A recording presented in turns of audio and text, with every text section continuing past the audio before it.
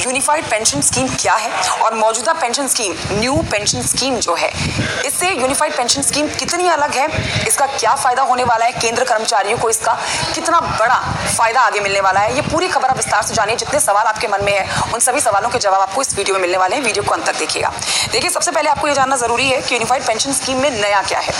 तो आखिरी साल की औसत सैलरी की 50% इंश्योर्ड पेंशन इसमें मिलेगी। कर्मचारियों को उनके रिटायरमेंट से पहले के आखिरी 12 महीने की बेसिक पे के औसत का 50% बतौर पेंशन दिया जाएगा।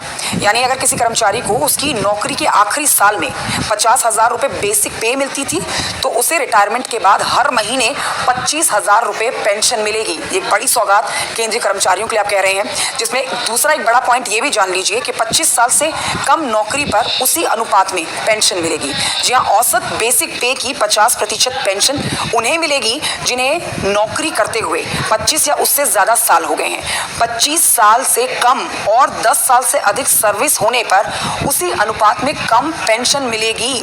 तीसरा महत्वपूर्ण बिंदु यह है कि 10 साल या ज्यादा नौकरी वालों को मिनिमम 10,000 रुपए की पेंशन इस यूनिफाइड पेंशन स्कीम के अंदर मिलने वाली है। देखिए, अगर किसी कर्मचारी ने 10 साल से ज्यादा और 25 साल से कम नौकरी की है तो उसकी बेसिक पे भले ही कितनी हो, लेकिन उसे पेंशन में कम से कम 10,000 रुपए जरूर मिलेगी। तो देखा आपने कि यूनिफाइड पेंशन स्कीम के बहुत ज्यादा फायदे आगे रिटायर्ड कर्मचारियों को मिलने वाले हैं। अब आप ये जानिए कि यूपीएस में कर्मचारियों के लिए जो ये फायदे हैं यूनिफाइड पेंशन स्कीम, ये न्यू पेंशन स्कीम से कितने अलग हैं। सरकार पेंशन के लिए कर्मचारियों के वेतन का 14% पैसा अपने पास से देती थी।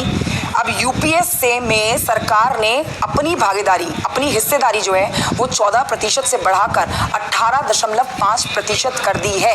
ये एक बड़ा डिफरेंस यूपीएस में देखा जाएगा एनपीएस के तरफ से। एनपीएस के तहत कर्मचारी की मृत्यु के बाद घर वालों को मिलने वाली पेंशन की जो रकम तय नहीं हुआ करती थी, वो अब यूपीएस में यानी कि यूनिफाइड पेंशन स्कीम के तहत इसे फिक्स कर दिया गया है।